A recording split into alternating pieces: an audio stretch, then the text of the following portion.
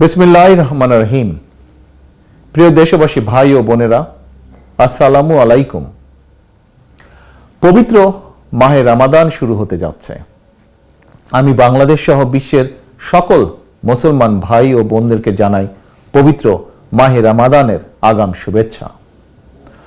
পবিত্র রমাদান মাসে দেশের মানুষ একটু শান্তি এবং স্বস্তিকর পরিবেশে রোজা রাখবেন, সেহরি করবেন, ইফতার করবেন, ইবাদত বান্দিগি করবেন, এমনটি জনগণের ইচ্ছা, আশা বা প্রত্যাশা। কিন্তু দেশে এক অস্বস্তিকর পরিস্থিতি বিরাজ করছে। চারিদিকে শুধু ভোট ডাকাত আর দুর্নীতিবাজদের উল্লাস, উপেক্ষিত অবহেলিত সাধারণ মানুষ, সাধারণ জনগণ। প্রতিদিন বেড়েই চলেছে চাল, ডাল, লবণ, তেল, চিনি, পেঁয়াজের দাম। নিত্য প্রয়োজনীয় প্রতিটি পণ্যের দাম প্রতিদিন করে একটু একটু করে জনগণের ক্রয় ক্ষমতার বাইরে চলে যাচ্ছে। এমনকি রোজাদারদের জন্য ইফতারের প্রধান অনুষঙ্গ খেজুরের দাম পর্যন্ত পরিকল্পিতভাবে বাড়িয়ে দেওয়া হয়েছে। হাসিনার দামি সরকার বলছে খেজুর নাকি বিলাসী পণ্য। এই অজুহাতে খেজুর আমদানির উপরে অস্বাভাবিক হারে শুল্ক আরোপ করা হয়েছে। দেশের মানুষের জিজ্ঞাসা, রোজাদারদের কাছে খেজুর কি বিলাসী পণ্য? সাধারণ ব্যবসায়ীদের অভিযোগ, বর্তমানে দেশে 110 টাকা কেজি দরে আমদানি করা খেজুরের শুল্ক দিতে হয় 140 টাকা। 120 টাকা কেজি দরে আমদানি করা খেজুরের শুল্ক দিতে হয় 210 টাকা। প্রশ্ন, খেজুরের উপরে এমন অস্বাভাবিক হারে শুল্ক আরোপ করলে বাজারে কি খেজুরের দাম কমবে? সুতরাং অন্তত রমজান মাসের জন্য হলেও খেজুর আমদানির উপর কি শুল্ক মওকুফ করা যেত না? প্রিয় ভাই বোনেরা, ফ্যাসিস্ট হাসিনার দুর্নীতিবাজ সরকার তথাকথিত মেগা প্রজেক্ট কিংবা ব্যক্তি বিশেষের মূর্তি কিংবা ভাবমূর্তি প্রতিষ্ঠা করতে গিয়ে বছরের পর বছর ধরে অকারণে রাষ্ট্রের শত শত কোটি টাকা খরচ করেই চলেছে। দুর্নীতির মেগা প্রজেক্ট কুইক রেন্টালের মাধ্যমে ভর্তুকি কিংবা ক্যাপাসিটি চার্জের নামে দলীয় দুর্নীতিবাজদেরকে কমপক্ষে 1 লক্ষ কোটি টাকা দিয়েছে। অথচ দেশের কোটি কোটি মুসলমানদের ইফতারের জন্য খেজুর আমদানির উপরে ভর্তুকি দূরে থাক, উল্টো খেজুর আমদানির উপরে অস্বাভাবিক হারে শুল্ক আরোপ করা হয়েছে।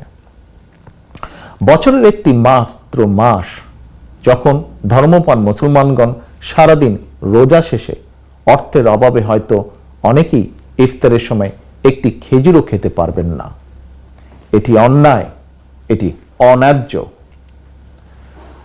প্রিয় ভাই বোনেরা, গোশতের পরিবর্তে কাঁঠাল দিয়ে বার্গার বানানোর হাস্যকর পরামর্শ দিয়ে শীর্ষ দুর্নীতিবাজ হাসিনা জনগণের সঙ্গে মশকরা করেছিল। হাসিনা ভাইরাসে আক্রান্ত দামি মন্ত্রীরাও এখন জনগণের সঙ্গে মশকরা করা শুরু করেছে। দুদিন আগেই আপনারা দেখেছেন এক দামি মন্ত্রী রোজাদারদেরকে ইফতারের সময় খেজুরের পরিবর্তে বড়ই খাওয়ার পরামর্শ দিয়েছে। রাজনৈতিকভাবে চরিত্র হারানো আওয়ামী লীগের দামি এমপি মন্ত্রীরা জানে না সব জিনিসের দামি হয় না। বড়ই কখনোই খেজুরের দামি হতে পারে না। সারাদিন পবিত্র রোজা শেষে গরিব ধনী সকল রোজাদারদের কাছে ইফতারের সময় খেজুর শুধুমাত্র সাধারণ একটি ফল নয়, বরং এটি সুন্নত, এটি মুসলমানদের ধর্মীয় অনুষঙ্গ কিংবা রীতি। দেশের ধর্মপ্রাণ জনগণ বিশ্বাস করেন হাসিনার দামি সরকার অত্যন্ত সূক্ষ্ম এবং পরিকল্পিতভাবেই দেশের বৃহত্তর জনগোষ্ঠীর ধর্মীয় সংস্কৃতি এবং সামাজিক রীতি ও মূল্যবোধের বিরুদ্ধে অবস্থান নিয়েছে। সকলের মনে প্রশ্ন, দেশের জনগণের ধর্মীয় সংস্কৃতি এবং সামাজিক মূল্যবোধের বিরুদ্ধে অবস্থান নিয়ে দামি হাসিনা কাদেরকে খুশি করতে চায়? প্রিয় দেশবাসী, শুধু বাজারে দ্রব্যমূল্যের আগুন নয়, দেশের প্রতিটি ক্ষেত্রেই চলছে অবিচার, অন্যায়, অনিয়ম। অত্যন্ত সুপরিকল্পিতভাবে অবস্থা এমন পর্যায়ে নিয়ে যাওয়া হয়েছে, বর্তমানে বাক ব্যক্তি স্বাধীনতা কিংবা নাগরিক অধিকার, মানবিক অধিকার দূরে থাক, কোন রকমে জীবন নিয়ে বেঁচে থাকাটাই যেন মানুষের কাছে সবচেয়ে বড় প্রাপ্তি হয়ে দাঁড়িয়েছে। একদিকে গুম খুন, হামলা মামলা, নির্যাতন নিপীড়ন চলছে, অপরদিকে হাসিনা আর তার মাফিয়া চক্রের আগুনে পুড়ে ছাই হচ্ছে বস্তি, দোকানপাট কিংবা সুউচ্চ ভবন। জীবন্ত পুড়ে মৃত্যুবরণ করছে মানুষ, সর্বস্ব হারিয়ে নিঃস্ব রিক্ত হচ্ছে বহু পরিবার। অগ্নিকাণ্ডের ঘটনা প্রায় নৈমিত্তিক হয়ে দাঁড়িয়েছে। গত 29 ফেব্রুয়ারি বেইলি রোডে সংঘটিত অগ্নিকাণ্ড কোনো বিচ্ছিন্ন ঘটনা ছিল না, বরং বেইলি রোডে ক্ষমতালোভী হাসিনার দুষ্ট রাজনীতি আর চরম দায়িত্বহীনতার বলি হয়েছে 46টি তরতাজা প্রাণ। আর হাসিনার কাছে প্রতিটি প্রাণের মূল্য মাত্র 25,000 টাকা। মানুষের জীবন নিয়ে খুনি হাসিনার কি নির্মম রসিকতা, প্রিয় দেশবাসী। উন্নয়নের বুলি আওড়ালেও বেইলি রোডের 46টি তরতাজা প্রাণের অস্বাভাবিক মৃত্যু প্রমাণ করেছে শীর্ষ দুর্নীতিবাজ হাসিনার পরিবার, দলীয় দুর্নীতিবাজ আর টাকা পাচারকারীদের উন্নতি হলেও হয়নি জননিরাপত্তার উন্নতি, হয়নি জনগণের কোনো উন্নতি। প্রিয় দেশবাসী, গত 9 বছরে সারা দেশে প্রায় 2 লক্ষ অগ্নিকাণ্ডের ঘটনা ঘটেছে। এতে 1000-এরও বেশি মানুষ মৃত্যুবরণ করেছেন, আহত হয়েছেন অসংখ্য মানুষ। সর্বশেষ 2023 সালের 27,000-এরও বেশি অগ্নিকাণ্ডের ঘটনা ঘটেছে, অর্থাৎ প্রতি বছর অগ্নিকাণ্ডের ঘটনা বেড়েই চলেছে। দেশের প্রতিটি নগর মহানগর, বিশেষ করে রাজধানী ঢাকা যেন একটি অগ্নিকুণ্ডলীর উপরে দাঁড়িয়ে আছে। গত 15 বছরে Tazreen garments, Shezan juice factory, রাজধানীর বঙ্গবাজার, গুলশান, বসুন্ধরা, আমিন বাজার, পুরনো ঢাকার চুড়িহাট্টা, বনানীর এফআর টাওয়ার কিংবা সীতাকুণ্ডে বিএম ডিপোতে ভয়াবহ যে অগ্নিকাণ্ড ঘটেছে, সে অগ্নিকাণ্ডে পুড়ে ছাই হয়ে গিয়েছিল অসংখ্য মানুষের জীবন এবং সম্পদ। প্রতিটি অগ্নিকাণ্ডের ঘটনাই কি স্রেফ একটি দুর্ঘটনা? অবশ্যই নয়। জনগণ বিশ্বাস করে অনেক অগ্নিকাণ্ডের ঘটনার নেপথ্যে রয়েছে ফ্যাসিস্ট হাসিনা এবং তার দলীয় রাজনৈতিক দুর্বৃত্তদের দুষ্ট রাজনীতি, অব্যবস্থাপনা এবং দায়িত্বহীনতা, কিংবা উচ্ছেদ অথবা ভূমি জমি দখলের অসৎ পরিকল্পনা। এ কারণেই গত 15 বছরে দেশে সংঘটিত একটি অগ্নিকাণ্ডেরও ঘটনার সুষ্ঠু বিচার হয়নি, এমনকি একটি ঘটনারও সুষ্ঠু তদন্ত পর্যন্ত হয়নি। বরং প্রতিটি অগ্নিকাণ্ডের ঘটনার পরই দেখা গিয়েছে হাসিনা কিংবা তার দলের নেতাকর্মীদের বাচালতার আড়ালে হারিয়ে গিয়েছে অগ্নিকাণ্ডের নেপথ্য রহস্য। সুতরাং এভাবে একটির পর একটি অগ্নিকাণ্ডের যে ঘটনা, কোনো ঘটনাই স্বাভাবিক দুর্ঘটনা নয়। এটি রীতিমতন রাষ্ট্র এবং প্রশাসনিক ব্যর্থতায় প্রতিটি অগ্নিকাণ্ডের ঘটনা এক একটি পরিকল্পিত হত্যাকাণ্ড, এবং এইসব হত্যাকাণ্ডের দায় খুনি হাসিনা কোনোভাবেই এড়াতে পারে না। প্রিয় ভাই বোনেরা, কোনো ঘটনা, দুর্ঘটনা যখন নৈমিত্তিক হয়ে দাঁড়ায়, তখন সেটি আর দুর্ঘটনা হিসেবে বিবেচিত হয় না। যখন তখন যেখানে সেখানে আগুন লেগে ঘর বাড়ি বস্তি, ব্যবসা প্রতিষ্ঠান, বহুতল ভবন পুড়ছে, মৃত্যুবরণ করছেন শত শত মানুষ, সম্পদ বিনষ্ট হচ্ছে শত শত কোটি টাকার, অথচ অগ্নিকাণ্ডের ঘটনা রোধের জন্য ফায়ার সার্ভিসের আধুনিকায়ন নেই, আধুনিক সরঞ্জাম নেই, এমনকি নেই ফায়ার ব্রিগেডকে আরো দক্ষ প্রতিষ্ঠান করার জন্য প্রয়োজনীয় আইন এবং বিধিমালা। 2014 সাল থেকে ফায়ার ব্রিগেডের বিধিমালা স্থগিত করে দেওয়া হয়েছে। ফলে এখন শুধু মাত্র একটি নোটিশ দেওয়া ছাড়া ঝুঁকিপূর্ণ ভবনের ব্যাপারে ফায়ার ব্রিগেড কর্তৃপক্ষের আর তেমন কোনো কঠিন এবং কার্যকরী পদক্ষেপ নেবার ক্ষমতাই নেই। বছরের পর বছর ধরে র্যাব পুলিশের বন্দুকের জোরে ক্ষমতা কুক্ষিগত করে রাখলেও অগ্নি নির্বাপন কিংবা দুর্যোগ মোকাবেলায় কোনো আধুনিক ব্যবস্থাই নেই প্রয়োজনীয় আইনের সংস্কার। রক্তপিপাসু হাসিনার আইন শুধু কাকে ধরা যায়, কাকে মারা যায়, কিংবা বিচারের নামে অবিচার চালিয়ে কাকে ফাঁসিতে ঝুলিয়ে দেওয়া যায়। প্রিয় দেশবাসী ভাই ও বোনেরা, প্রতিটি ঘটনা দুর্ঘটনার পরই আমরা দেখেছি ফ্যাসিস্ট হাসিনা সারা বেলা উন্নয়নের বুলি আওড়ালেও সবই আসলে ছিল হাসিনার ফাঁকা বুলি। জনগণকে ধোঁকা দিয়ে বোকা বানিয়ে কিভাবে মেগা প্রকল্পের নামে শত শত কোটি টাকা দুর্নীতি করা যায় সেদিকেই শেখ হাসিনার চোখ। প্রতি বছর বাজেটের আকার বাড়ছে, তবে তার সঙ্গে পাল্লা দিয়ে বাড়ছে দুর্নীতির আকার।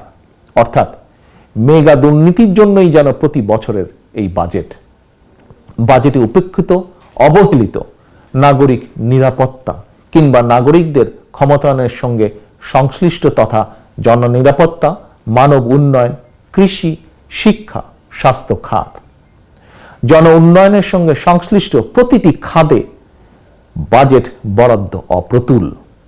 প্রিয় দেশবাসী, আপনারা সাম্প্রতিক সময়ে লক্ষ্য করেছেন দামি সরকারের স্বাস্থ্যমন্ত্রী নানা অনিয়মের অভিযোগে গত এক মাসে সারা দেশে প্রায় ১৫০০ হাসপাতাল, ক্লিনিক, ডায়াগনস্টিক সেন্টার বন্ধ করে দিয়েছে। কেন এত হাসপাতাল, ক্লিনিক বন্ধ করতে হচ্ছে? প্রশ্ন, এত সংখ্যক হাসপাতাল, ক্লিনিক গড়ে উঠলই বা কিভাবে? কারা এর জন্য দায়ী? তাহলে কিসের উন্নতি হলো? তবে সম্প্রতি শিক্ষাঙ্গনে উন্নতির একটি ভয়ঙ্কর চিত্র জনসম্মুখে প্রকাশ হয়ে পড়েছে। দেশবাসী, আপনারা সকলেই জানেন দেশের শিক্ষাঙ্গনগুলো এখন লগি, বৈঠা, রামদা আর পিস্তলধারী ছাত্রলীগের হাতে জিম্মি। আবাসিক হলগুলো পরিণত হয়েছে ছাত্রলীগের নির্যাতনের কনসেন্ট্রেশন ক্যাম্পে। এমন পরিবেশই হাসিনার উন্নয়নের জোয়ারে ভেসে ছাত্রলীগের এক নেতা শিক্ষক হয়েছিল। সেই শিক্ষক নেতা সম্প্রতি ক্লাসের ভেতরেই একজন শিক্ষার্থীকে গুলি করে দিয়েছে। সর্বক্ষেত্রেই এটিই হলো হাসিনার উন্নয়নের নমুনা। প্রিয় দেশবাসী, ভোট ডাকাতির মাধ্যমে ক্ষমতা চিরস্থায়ী করতে শীর্ষ দুর্নীতিবাজ হাসিনা তড়িঘড়ি করে সংবিধান সংশোধন করেছে, তত্ত্বাবধায়ক সরকার পদ্ধতি বাতিল করেছে, মানুষের বাক স্বাধীনতা হরণ করতে তথাকথিত সাইবার নিরাপত্তা আইন করেছে। অথচ দুর্ঘটনার নামে আগুনে পুড়ে মানুষ হত্যা বন্ধের জন্য গত 15 বছরে ফায়ার ব্রিগেডের জন্য প্রয়োজনীয় আইন ও বিধিমালা তো করেইনি, তবে জনগণের স্বার্থ রক্ষায় বিধিমালা প্রণয়ন না করলেও চিহ্নিত ভোট ডাকাত হাসিনা তার নিজের এবং নিজের পরিবারের জন্য ভোগবিলাস নিশ্চিত ও নিরাপদ করতে রাষ্ট্রীয় খরচে একটি বিশেষ আলাদা আইন করেছে। এই আইন অনুযায়ী হাসিনার পরিবারের সদস্যরা বিদেশে থাকলেও বাংলাদেশের খরচে সেখানেও তাদেরকে নিরাপত্তা দিতে হবে। একজন প্রধানমন্ত্রীর জন্য দেশের প্রচলিত আইনি কাঠামোয় নিরাপত্তা নিশ্চিতের বিধান থাকলেও প্রতি বছর রাষ্ট্রের শত শত কোটি টাকা খরচ করে শুধুমাত্র হাসিনা পরিবারের জন্য আলাদা আইন করার নেপথ্যে কি কারণ? প্রিয় দেশবাসী, সাধারণ নাগরিকদের জীবন সম্পদের কোনো নিরাপত্তা নেই। জননিরাপত্তা রক্ষায় ফায়ার ব্রিগেডের আধুনিকায়ন নেই। অথচ গণতান্ত্রিকামী মানুষ, বিরোধী দল এবং ভিন্নমত দমন করতে ফ্যাসিস্ট হাসিনা শত শত কোটি টাকা খরচ করে অস্ত্র, গোলাবারুদ, সাউন্ড গ্রেনেড কিনছে। পুলিশের একটি বিশেষ চক্রকে দেওয়া হচ্ছে দেশে বিদেশে শত শত কোটি টাকার অবৈধ সুযোগ সুবিধা। দেশের প্রতিটি ক্ষেত্রে, প্রতিটি সেক্টরে, প্রতি প্রতিষ্ঠানে এখন সর্বব্যাপী অনিয়ম, অনাচার। স্বাধীনতা, স্বকীয়তা হারিয়ে বিচার বিভাগ আইন মন্ত্রণালয়ের অধীনস্থ একটি বিভাগে পরিণত হয়েছে। দুদক আওয়ামী দুর্নীতিবাজদের নিরাপদ আশ্রয় স্থলে পরিণত হয়েছে। ব্যাংকিং সেক্টর পরিণত হয়েছে লুটেরা, ঋণ খেলাপি আর টাকা পাচারকারীদের দখলে। গত 15 বছরে দেশ থেকে 13 লক্ষ কোটি টাকারও বেশি পাচার করে দেওয়া হয়েছে। এই টাকাগুলো দেশের উন্নয়নের কাজে যদি লাগানো হতো তাহলে সড়ক দুর্ঘটনায় কিংবা আগুনে পুড়ে মানুষের এমন মর্মান্তিক মৃত্যুর ঘটনা হয়তো নৈমিত্তিক হয়ে দাঁড়াতো না। প্রিয় দেশবাসী, আমি একটি বিষয় আপনাদেরকে আবারও স্মরণ করিয়ে দিতে চাই। সম্পূর্ণ মিথ্যা এবং রাজনৈতিক উদ্দেশ্য প্রণোদিত মামলায় একাধিকবার জনগণের ভোটে নির্বাচিত সাবেক প্রধানমন্ত্রী mother of democracy Begum Khaleda জিয়ার প্রতি বিচারের নামে করা হয়েছে অবিচার। অন্যায়ভাবে খালেদা জিয়াকে কারারুদ্ধ করে কেবল একজন রাজনৈতিক নেত্রীকেই নয়, বরং বাংলাদেশের কণ্ঠকেই রুদ্ধ করে রাখা হয়েছে। অনেকেই হয়তো ফ্যাসিস্ট হাসিনার রোশনাল থেকে বাঁচার জন্য নীরব ছিলেন, কিংবা যে কোনো কারণেই হোক সরব প্রতিবাদ করেননি সমাজের বহু মানুষ। তাতে কি দেশের কোনো লাভ হয়েছে প্রিয় দেশবাসী? বরং দেশ হয়েছে ক্ষতিগ্রস্ত, দেশে গণতন্ত্রের কবর রচিত হয়েছে। এখন আর ফ্যাসিস্ট হাসিনা কাউকেই মানুষ বলেই গণ্য করছে না। ফ্যাসিস্ট হাসিনার থাবা থেকে বর্তমানে একজন নোবেল লরিয়েটেরও রেহাই মিলছে না। এক যুগেরও বেশি সময় পার হলেও এখনো সাংবাদিক দম্পতি সাগর রুনির হত্যার বিচারই হয়নি। গত 15 বছরে সংখ্যালঘু সম্প্রদায়ের উপর হামলার একটি ঘটনারও সুষ্ঠু তদন্ত কিংবা বিচার হয়নি। দেশে সংগঠিত একটি অগ্নিকাণ্ডের ঘটনারও সুষ্ঠু তদন্ত বা বিচার হয়নি। ব্যাংকদের বিচার হয়নি, অথচ একটি ঠুনকো অভিযোগে একজন নোবেল লরিয়েটকে প্রায় প্রতিদিনই আদালতের বারান্দায় ঘুরতে হচ্ছে। প্রিয় দেশবাসী, mother of democracy Begum Khaleda Zia, Nobel laureate doctor Yunus, doctor Shahidul Alam, দেশের গণতান্ত্রিকামী জনগণ এবং ভিন্নমতের মানুষের প্রতি ফ্যাসিস্ট হাসিনার নির্মম আচরণ দেখেও এখনো যারা না দেখার ভান করছেন, কিংবা এখনো যারা হাসিনার অবিচার অনাচারের বিরুদ্ধে সাধ্য মতন প্রতিবাদী হয়ে উঠছেন না, আমি নিশ্চিত করে বলতে পারি চুপ করে থেকে কেউই নিজেকে কিন্তু রক্ষা করতে সক্ষম হবেন না। শেষে হাসিনার দুঃশাসনের কালে কারোরই কিন্তু রেহাই নেই। আপনি রাজনীতি করেন কিংবা না করেন, কেউই নিরাপদ নন আপনারা, আমরা। প্রধান বিচারপতি এস.কে. সিনহারও রেহাই মিলেনি। কারণ কি? কারণ হাসিনা এখন কেবল মাত্র একটি কলের পুতুল। হাসিনার ক্ষমতার নাটাই দেশের জনগণ কিংবা বাংলাদেশের সীমানার ভিতরে নয়। হাসিনার ক্ষমতার নাটাই বাংলাদেশের সীমানার বাইরে।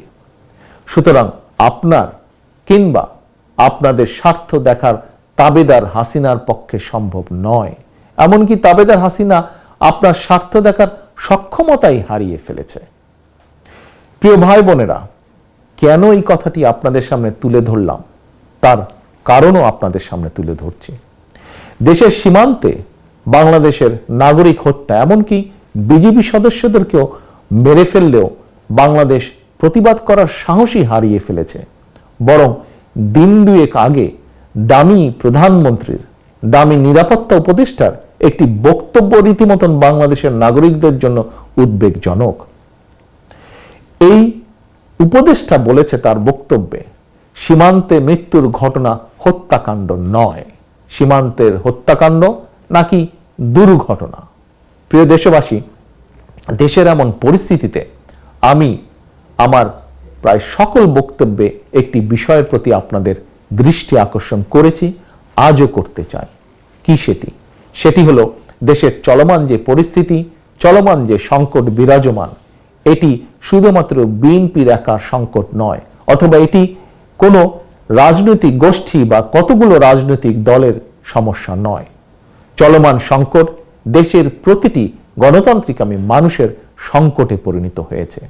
এই সংকট থেকে উত্তরণের একমাত্র উপায় ফ্যাসিস্ট হাসিনার কবল থেকে রাষ্ট্র ক্ষমতা উদ্ধার করে জনগণের বাংলাদেশে জনগণের নেতৃত্ব, কর্তৃত্ব প্রতিষ্ঠা করা। সুতরাং কোনো অজুহাত কিংবা ক্ষুদ্র দলীয় স্বার্থ প্রাধান্য না দিয়ে যদি আমরা ঐক্যবদ্ধ না হই, তাহলে হয়তো সেদিন বেশি দূরে নয় যেদিন স্বাধীন বাংলাদেশেও আমাদেরকেও হয়তো নিজ ভূমিতে নির্মম নির্যাতিত ফিলিস্তিনিদের ভাগ্য বরণ করতে হতে পারে। প্রিয় দেশবাসী, অতএব আসুন স্বাধীন দেশে স্বাধীন নাগরিক হিসাবে সম্মানের সঙ্গে মানবিক মর্যাদা নিয়ে যদি বেঁচে থাকতে হয়, তাহলে এই স্বাধীনতার মাসে দেশ এবং জনগণের স্বাধীনতা রক্ষার লড়াইয়ে আবারও রাজপথে ঐক্যবদ্ধ হওয়ার শপথ নেই। আমরা ঐক্যবদ্ধ হলে হাসিনার পতন সময়ের ব্যাপার মাত্র। আমাদের বক্তব্য স্পষ্ট, 7ই জানুয়ারি নির্বাচন কোনো নির্বাচন ছিল না। হাসিনার বর্তমান ডামি সরকার সম্পূর্ণভাবে জনম্যান্ডেটহীন এবং সম্পূর্ণভাবে অবৈধ। হাসিনাকে রাষ্ট্রীয় ক্ষমতার বাইরে রেখে নির্বাচনকালীন নির্দলীয় নিরপেক্ষ সরকারের অধীনে একটি অবাধ, সুষ্ঠু, নিরপেক্ষ নির্বাচনের মাধ্যমেই কেবল জনগণের কাছে জবাবদিহিমূলক একটি গণতান্ত্রিক সরকার প্রতিষ্ঠা করা সম্ভব। সেই লক্ষ্যেই আমাদের আন্দোলন চলমান। এই আন্দোলনে গণতান্ত্রিক এবং জনগণের স্লোগান, বাংলাদেশ যাবে কোন পথে, ফায়সালা হবে রাজপথে। গণতন্ত্রের বিজয় সুনিশ্চিত ইনশাআল্লাহ। প্রিয় দেশবাসী, আল্লাহ হাফেজ। বাংলাদেশ জিন্দাবাদ। বাংলাদেশ জাতীয়তাবাদী দল জিন্দাবাদ।